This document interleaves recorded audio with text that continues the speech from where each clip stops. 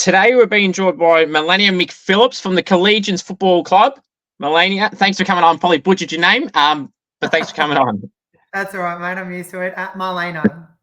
Marlaina, there we go. Now you may be a footballer, but you've also do a few other things. Now, people may remember you from the Bachelor season 8, I think it was, and a few other shows as well. But how did the football journey start? We'll start with. How did the footy journey come about? The footy journey is, I would say, quite a new one. I've grown up very passionate about football, have worked with football clubs a lot of my working career, have followed footy my whole life, had partners play, family. But yeah, my personal football, I never thought it was going to happen for me. I'm 35, and it was 3 years ago. I had a couple of the coaches as I was having a kick with a friend in the park, and they just approached me and asked me if I wanted to come play, and I said yes. I'd come down for a kick, and here we are 3 seasons later. It's good. So you started when you were around 31, 32. Is there any then, since you've enjoyed it, which we'll get to, is there any regrets now not starting earlier because of how much you've enjoyed the last 3 years? I would have loved to start it, I wouldn't even say it's my regret. It was such a shame that AFL wasn't really around when I was growing up, in the sense for women, you could play until I think it was about maybe under 10s, and that's when it stopped. So I think there was a lot of discouragement in the sense of why start something if it's soon going to end. So I think I grew up in Adelaide. A lot of us girls would be started in netball or in other sports.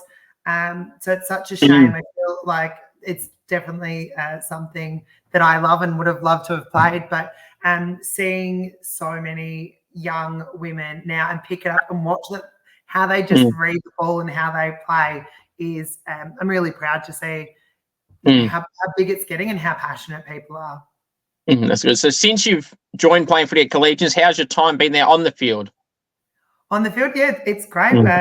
I started, so this is my 3rd season, first year in reserves in Prem B, and then we got invited to go up to Prem A. So I think the first season was great. We were undefeated all year and then lost the granny by 2 points. And I think, honestly, if I won that premiership, I probably would have bowed out just as you know, undefeated as a player, taken a premiership medal and gone home. So maybe it's great that we didn't. Then played in reserves last year in Prem A. And this year, I'm really honoured to be the captain of our inaugural 3rd side. So amazing to be part of really amazing culture at Collegians. We get to field 3 teams. And yeah, it's amazing. I'm head of socials with my best friend at the club as well. So making sure that we're strengthening bonds off field to create really meaningful and impactful players on field. That's right. I mean, yes, as we know, you do a lot on the field and off the field. But in terms of some of the injuries that you've had to cop recently, how's that injury progression going for you? Yes, I tore a ligament about 4 weeks ago in my left ankle, which was pretty devastating because it was almost a year to the day I'd done a similar tear in my right ankle. So yeah, coming down out of a ruck tap and just felt it go was pretty deflating, but gave a good opportunity for the girls on field to just regroup, and I still get around them every week. I'm at almost every training, go to all their games, and still captaining from the sidelines. And yeah, I think you just don't need to be on field to make sure that you're having a positive impact. So as frustrating it is being injured, we've got a really great breadth of coaches, strength and conditioning and rehab coaches that are helping me through it. Incredible physios. I'm feeling really well supported, and super eager to be coming back hopefully in the next few weeks. I'm determined if nothing else. It's very true. Now, you're well known, like myself, for great goal celebrations. Can you tell us, I know because we've spoken about this off camera, but tell everyone a bit about your goal celebrations, and you do enjoy doing them, and I'm sure you've missed them in the time you've been out. Yeah, I wouldn't say goals for me is something I'm exceptional at, especially primarily being in a ruck role, but it's nice to come. I literally, when I started football, that's all I wanted was to sit in the forward. I was thinking Jonathan Brown, Barry Hall-esque, just sit in the forward pocket, take grabs, snags. Turns out it's not one of my strongest skill sets. So I think I get really excited when I do get a goal because it shocks me, and there's absolutely no cool girl aesthetic part of it. I just love to celebrate and just let the emotion take over. And I think one thing we do well as a club is get around anyone that kicks that goal. So I just feel it. And I was lucky to sort of get that one up recently. We had our photographer capture a really great moment. So I think I'll use that as my football photo for the rest of my life. Yeah, that's a pretty good. That is a pretty good one.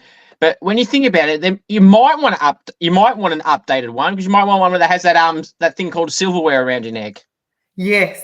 Look, I wouldn't mind that. We'll be still gunning for that one. That would be a nice addition. So we'll keep aiming for that. That's right. How is the team going overall this season with X amount of rounds to go? Yeah, it's been a really interesting season. So again, we've got 3 sides this year, and I've primarily played in our third side and a little bit in our reserves.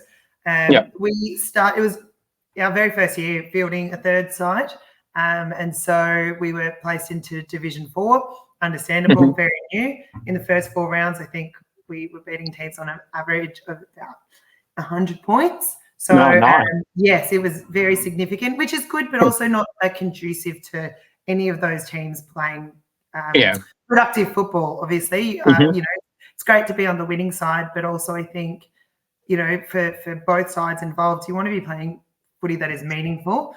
You know, it means something on and off the field. You want it to be enjoyable to watch, but also then for your players to develop and learn. So after round 4, we then got promoted to Div 2 and then instantly to Div 1 without playing a game. So that was definitely a shock to our players who, again, might have been really new to football and never played a game before, might be at the end of their football careers, or just, you know, wanting to take it a little bit more relaxed in the third side. So it's when we're up against, you know, teams that really could be playing our senior side, it's challenging, but we've had a couple of wins. So and the determination and the grit of our players is something to be completely admired. I'm really proud to lead those girls on and off the field and see that they play with heart and are genuinely good people. That can do some really effective things. So yeah, that's good. Was leadership something that you always wanted to be a part of? If not, was it something that was just kind of thrown upon you, or you were just voted in, or was it something that you always wanted to get into and were happy to get in? I think, I love taking leadership roles. I think across a variety of roles I've taken in my life, whether it be my work life or personal life, I tend to gravitate towards a leadership role. But again, coming into football quite sort of late in a playing career and age-wise, I didn't really think that was going to be something for me. But at Collegians, we do vote people into a leadership group and then captains nominated from there. So this year I was voted into the leadership group and was stoked to be selected as a captain for the thirds. And I really enjoy sort of motivating our team and trying to inspire them, but they also inspire me every single game, seeing what they can do. So I feel like, a lot of my roles is definitely a mama bird kind of role, and try and take them under my wing and look after them, make sure they're looked after. No, that's good. Have you got any go-to speeches that you like a rev up or pump up or whatever you want to call it these days that you go to, and no matter who you're playing, or it's like just an automatic thing that you do? I think it's about playing for and with each other. We've got a couple of really strong mottos that we live by at the club, and it's always sort of referring back to those and who you're playing for. I'm known for being quite an emotional being, and I believe in a really positive way. And finding a reason to play. You know, we've all got lives outside of football, which sounds wild sometimes, but, you know, we've all got, you know, as much as we're playing for and with each other, we've got an opposition that too have, you know, families and friends and working lives and careers and social lives. And we want to make sure that we're protecting them. So going in, being firm but fair, I think is a really great way to sort of tackle that. And I guess getting to know your players really well, not being too broad in a speech, but getting to know your players well and find what inspires them, because what inspires me might be so different to them, and make sure that I can appeal to them and really fire up and get them to work together as a well-oiled unit. Now, we will get into the other stuff that you do outside of footy, but this kind of includes both. So because of your outside footy roles, do you get noticed a bit more on field, and do people ever reference the shows that you've been on previously or are on as like a banter type thing or shit talk? Not really. Look, no. To be honest, for the, as you mentioned, The Bachelor, I think Blinken, you kind of missed me, but I really enjoyed my time, and it was a funny time. It was just pre-COVID, so didn't really get to come out in the public really much after that. So, which I don't mind, because that's really separate from any of my acting stuff. That was just me giving love life a crack and doing something a little bit different. I was 31 and single at the time, so got to take my dog onto a reality TV show and make a bunch of friends, and I'm still friends with a lot of them. I attended Lockie and Irena's wedding, and they've just had their baby, and I'm still with a lot of friends from the show. So no, I don't think anyone would even recognise me from that or any of the other shows, which I don't mind having those separate lives. I'm there to play a role, but you know what? I welcome the banter as well. So I think I'm pretty quick with a retort, so bring it on. Very nice. That's good. You kind of got to be like switched on with that stuff, don't you? Because and have kind of like a comeback or know how to cop it, I guess. Because I'm in the same boat now. Every time I play cricket, it's like, oh, here he is. He's got his vlog ready. It's like, oh yeah, here we go. And it just some of them aren't even that good. You just kind of sit there with them, and you're like looking at them, and they'll say something, and you're like, it's all right. It's just a game of footy or whatever, and they'll keep going. You're like, all right. Like, who hurt you? I'm not really, okay. Yeah, because I don't play footy now outside the goal kicking challenge and stuff I do, but when I play cricket, they know that I'll generally have someone film me batting or bowling or whatever, and they'll be like, oh, Scoops has got the vlog out, get ready, and they start shit talking. But they don't realise if they were to get me out, I'm smart enough not to put it in the video, so they don't get to see it. I don't put that part in. That's it. No, I think it's, you take it with a bit of grain of salt. I don't mind it there. As long as it's, pretty, I would say, high level, and that's right. Unfortunately, there's still pretty terrible sledging that goes on. I don't know. I kind of feel sorry for those people. If you have to go that low because your game's not as good or whatever, then oh well. No, that's on them. That's right. I've had everything thrown at you, but now just whatever. Now, game day superstitions. Is there any game day superstitions that you do at footy? Oh, I do like to have my almond latte and half an almond croissant from my local cafe. I get it from the same place every week. And up until last year, if I didn't have half a glass or a glass of red wine the night before, that was the first. I didn't do that one time last year, and that was the first time I got injured. So I think that's a pretty good superstition to stay by. Red wine, good for the heart, and clearly good for me avoiding injuries. Yeah, well, it seems to be, if that's the case. So did you not have it the week you got injured this year? I don't think I did. So there we go. That's a learning for me. Well, it's amazing that I know. I jog to all of our games, and she's always wearing our Collegians training singlet. So nice. Yeah, it's sort of tie her up and let her go. She's very ball obsessed. So yes. As some dogs are. Any most prized possessions that you own? Yes, it's not in this room, but I do have a 2 premiership posters signed from 2018 and 2006. I'm a West Coast Eagles fan through and through. Yes. Also, obviously, go for the D's as well through our work partnership. Both are pretty strong, so really hold those to pretty high value. Other than that, not really a lot. Although, I did get an award last year, and that's still hung up on my wall through football. So that was nice. Yeah, that's good. Now, you got the Melbourne connection, as you mentioned, and we got the West Coast barracking for West Coast. So how were you when they both played each other twice in the men's season this year and they both won all? It's a win-win situation for me, isn't it, really? Yeah. So win, lose, draw, I'm a happy girl. No, it was really great to see West Coast get up earlier this year and show a lot of promise. They're obviously through a really big rebuilding phase. So I have a lot of respect for, how successful we've been. If anything else, it's actually my blood pressure has kind of gone down a little bit more over the last few years now that we've had, every game's not, because I treat sort of round one as if it's a prelim final. I'm pretty intense when it comes to watching footy. And then it's been great to be working with the D's. They're a phenomenal club on and off the field.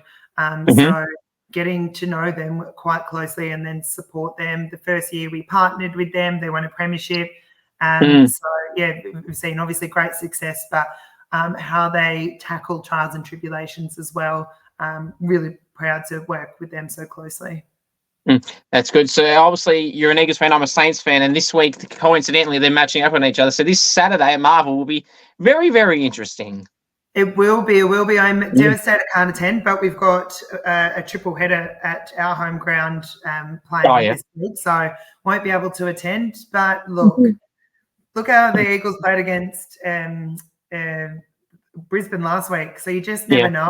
So we tend to do well after getting a new coach. We've obviously had Simo for 11 years, and we've got our interim coach with Schofield at the moment, but it'll be interesting to see how he goes. So never write them off is what I'd say, but also not surprised if they do the opposite. Yeah. What did you think of how Simo was kind of treated by WA media or people in particular, and this whole situation with him leaving? Did you think it was the right time for him to leave as well? Did you think they could have waited a year out and then reassess from there? How did you assess all that? Yeah, I mean, I think the club's been looking for change on a variety of different levels. They obviously had a new president come in Don Pike last year. So Trevor Nisbet had been there, something for like 24, 25 years. So it's definitely time for change on a few different levels, which I think every organisation seeks benefit in when they do that.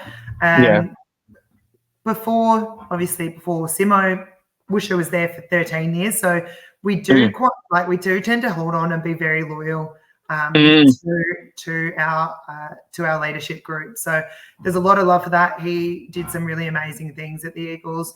Sad to see him go, but excited, for new blood as well. But the way he was treated by the media over there was absolutely appalling. And I think they should be disgusted in themselves to just throw out a cheap headline for you're dealing with real people that have families and have committed a lot. That those families and them as people sacrifice a lot for those roles, and people will say, well, that's what they get paid for, but a paycheck doesn't also make up for your lack of privacy and then how to be treated like that. I think we all enjoy watching footy and then playing footy, and the elements that it brings us. So we should, treat people with a little bit more respect. So, absolutely disgusting from media. Well, I won't just say over there, even some of the, Victorian media, but onwards and upwards. So hopefully we grab a great new coach, whoever that be, whether it's Schofield or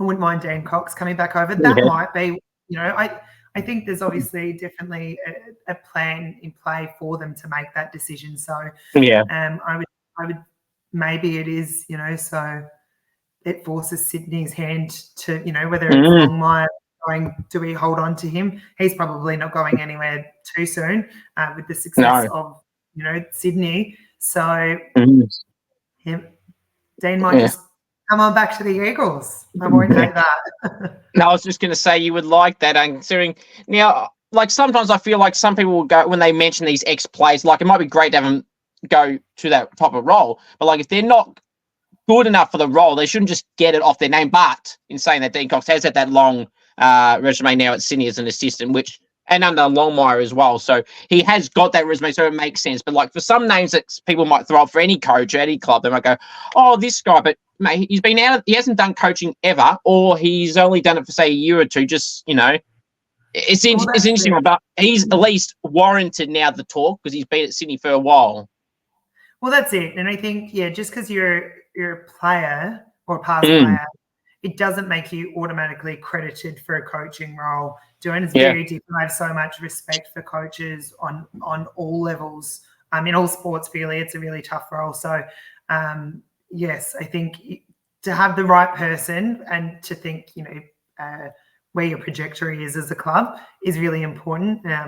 And I think West Coast will look at that and hopefully make a really great decision, and won't be too long, I reckon, until we see another premiership. That's right. Well, you would hope so for sure. Now, in terms of your teammates at Collegians, who would you say some of your favourite teammates at the club? Oh, look, they're obviously all my favourites. I love them all, especially as that mama role. But I'm really grateful over the years that I've got like a really great group of friends. One of my best mates now, Beck Rundle. So, and it's funny, I think being involved in footy clubs now is, you get to use all the nicknames. But yeah, you could go Saxy, G, Mags, Paris. The list goes on. There's a whole bunch of them that I'm so grateful. They're definitely my family here in Melbourne. So growing up in Adelaide, I've got a lot of family in Adelaide and Queensland, spread over Queensland, and I'm pretty solo when it comes to immediate family here. But it's nice to have such a close-knit group of friends within the football club that have become a family, and that, you can see on game day, but you're seeing quite regularly outside of that as well, whether it's going to Pilates or catching up for dinner or going to watch a footy game or heading away for New Year's or whatever it is. So it's really nice that I think we've created this amazing culture at the club that, like I said earlier, that the stronger you are off field, the more united you are on field. So what nicknames do you go by at the club that you like or dislike? My nickname sort of growing up is either Mars or Marzi, Marzy. But my nickname at the club is Hot Mess, and that's because whether it's, I guess, like happy or sad. If I've had a couple of, I'm very an extremist, I think, when I drink. Like if I'm pretty sad about something, I don't know, if I watched West Coast losing a final or something, I'd probably be crying. But also if I'm really happy, I'm known to have happy tears. So yeah, it's a bit of just a funny nickname, Hot Mess. But I don't mind it. I don't know if you heard of a wrestler named Chelsea Green. She's actually got the exact same nickname, Hot Mess. Oh, she probably took it off me. Probably, yeah. I don't know how long she's had it for. And you've had it for more than 4 years, right? So yeah, that's where she got it. So do you ever get called then Hot Mess Marzi then, to add a bit more to it? No, I think it's just, either Marzi for more maybe serious occasions, and Hot Mess is, just for fun. Not on the footy field, not when we're playing, though. I think that's not quick enough. That's good. Now, I've got some hot topic food questions. I don't know. There's so many questions, that food topics that people get so worked up about. I don't understand why. And now you've been through all the states, so you're probably going to give me some different answers potentially. Now, for context, only 8 people have said the illogical wrong answer, because there's only one answer for this first question. Only 13 people have got all 6 questions correct to how I would answer them. And over 150 people have, with over 150 people, a bunch of people have got the lowest is 3 out of 6. How do you feel you'll go with food questions? Well, I'm a big fan of food, so pretty good. I feel like one might be coming up that I know is generally pretty divisive, and I'll just leave it with that I know that I'm right. So let's see if something comes up. I'm now, if I don't bring it up, do bring it up. But now I'm nervous because I feel like it's going to be this first question, and it's going to be the answer I don't want. It's going off how you just spoke then. Okay, chicken palmy. Is it a palmy or is it something else? It's a palmy. God, thank Christ. Was that the question? That was the question. Good. Good. You know, I tell people that starts with an I and it's pronounced Palmy. It's just literally that, and there's no other answer. There's no A. That's ridiculous. Yeah, and there's no no. spell the full Parmigiana. It's I do. Parmigiana, not Parmigiana. Exactly. I tell them that every time. Any random person I speak to, someone on here, and the 8 people that said, I actually converted 2 people of those 8 that had said the wrong answer. So I feel proud of myself to get them to spell it out. Exactly. Yeah. And then when I ask them that, they just go, "Oh, well, it just is," and I go, "Well, it just ain't. Yeah. It's just not." So I'm glad we got that one. So that's the first one. Now, pineapple on a pizza, yes or no? Yes. Damn it. Okay, that's fine. All right, next one. Tomato sauce, cupboard or fridge? Tomato sauce is in the cupboard. Any other sauces are in the fridge. Oh, that's interesting. I don't mind either, so I'll cop that. I would say cupboard if I had to pick as well. So 2 for 3. Favorite food?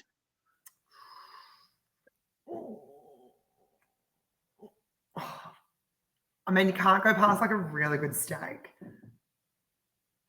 You know, there's not many foods that people bring up that I won't say no to. I'm not a big fan of steak. I can't get around it.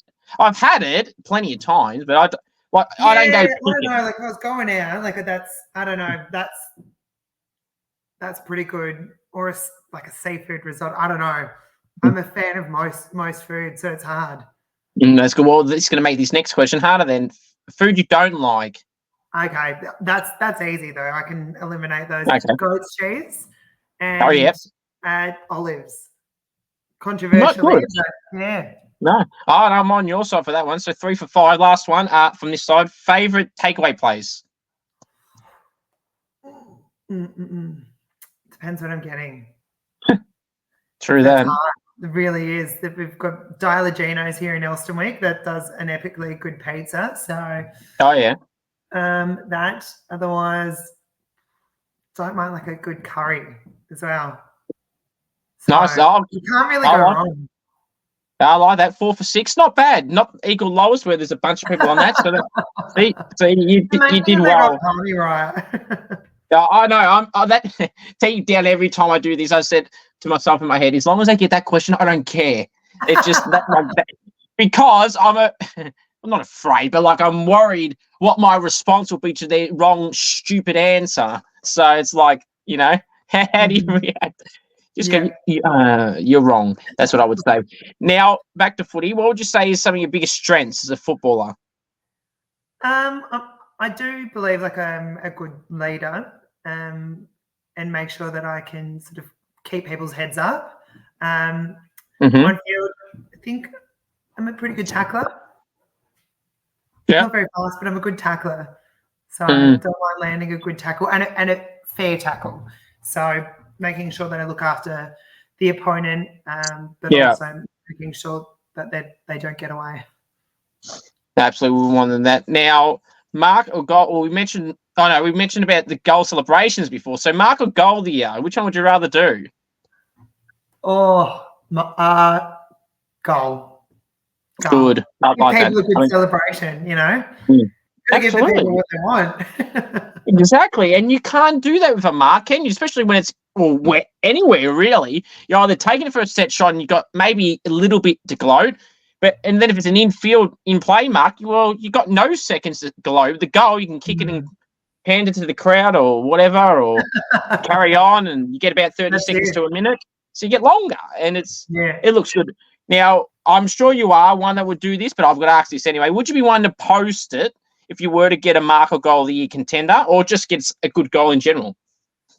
I'd be so shocked that I'd have to share it. I'm like, this is proof. I know. Yeah, it is proof, and it's. I think people should be proud of that kind of thing. So, there's a difference between confidence and cockiness, and if you're really proud of something, I don't think that there's anything wrong in sharing that. You can lift other people up and celebrate other people's wins and successes without dragging other people down. No, that's right. Yeah, I know you're very busy, so I've got a few more for you, so I appreciate you coming on. You're good. That's right. Now, defenders, I feel like they deserve a bit more love and attention than what they truly get. Compared to the forwards, obviously got the Coleman, the mid's got the Brownlow. And rucks even get recognised in Brownlow votes these days a little bit, not as much, but a little bit. Do defenders deserve their own official title of an award as well? Oh, they're legends of the game. Let's be honest. So I think it's so impressive. And some advice that I gave to a young girl on my team. So first year playing, and she's like, I don't feel like I'm really impacting the ball. And we'd put her in a defensive role. I said, just because we're not touching the ball doesn't mean that you're not making a positive impact. And I think that's something defenders can do. If you're cutting off an option and you're doing your job on, hopefully you're not getting much of the ball because you're cutting that off as an option. And so it's, you come down to everyone should be a defender on field. Whether it doesn't matter what position you're playing, the classical sort of line of defense, that really is your last line of defense. And if you're on the back line there, that you've let it get past, 17 other players really have allowed it to get it to that point. So taking that pressure off, hopefully, and that they're a bit kind to themselves. There's a lot of pressure in it, but they're phenomenal at what they do. I definitely think that they should be definitely recognised. And just remember that we're all playing a role. Play your role within the team, play your role on field. And I think that probably separates then people that play for individual glory or play for team glory. So if someone's only wants to be a forward because they just want to kick goals or whatever it be, but you're asked to be put in the back lines for the team's sake and to play a role there, if they're really hesitant and they're not willing to contribute in that way, it says probably a lot about who they are and that they're not aligned with the team's goals. Where, I think if, I'm really lucky that we've got a really great flexible group of players that are willing and capable to play in a variety of roles. So you put them back there, and especially these young girls now, they're just so quick. I love it. I love saying it. And I think, think about like the Matildas at the World Cup last year and when they were saving goals and how exciting that was. I think there should be a little bit of that kind of excitement in the game. That's very true. And you mentioned too about playing a role as a backman too, about like defending, like even you just cutting off someone's lead is like, and then they have to wheel back and then the play can't kick to them. Like that's like you mentioned with examples there, you're not touching it. They didn't even touch it, but you're affecting them and blocking the holes from letting them kick short kicks. Like that's, as you said, playing the spot as well. That's one example I can think of on my head. Disposals or only one stat? That too. They're nice, but yes, little things like that. But again, play your role. And I think if you've got a great team and great leaders and great coaching, that'll be recognised. And you should, as a defender, you should be really proud. God, I wish I was quicker to run around all day like that. Maybe if I, come back in my next life, I'll come back I've been a defender in every other sport I play, so why not? Nice. Now, this is the last question, but the biggest question, so I do appreciate you coming on. Will we, as in we, your club as well, will they see the hot mess in 2025? Oh, that's a tough one. I'll be 36 in October this year. So, and starting a high contact sport in your mid-30s definitely takes a toll on the body. So I just, look, it's open. It's very open. And, there's a good chance it could be my last year. So there's a lot of other things that I'm looking to achieve in my life. And obviously football does take up, when I say a lot of time, a lot of really great time, and I'm really dedicated to it. But it's about sorting out those priorities and what that looks like in 2025. So watch this space, I reckon. There's been a pleasure having you on. All the best for the rest of the season. Hopefully that injury goes well, and then you get back to be kicking goals, hopefully, some goal celebrations, and who knows what after that. Appreciate you coming on, and all the best. Cheers. Thanks so much for that, Coop. No worries. Have a good one. See ya. Thank you. See you later. Bye.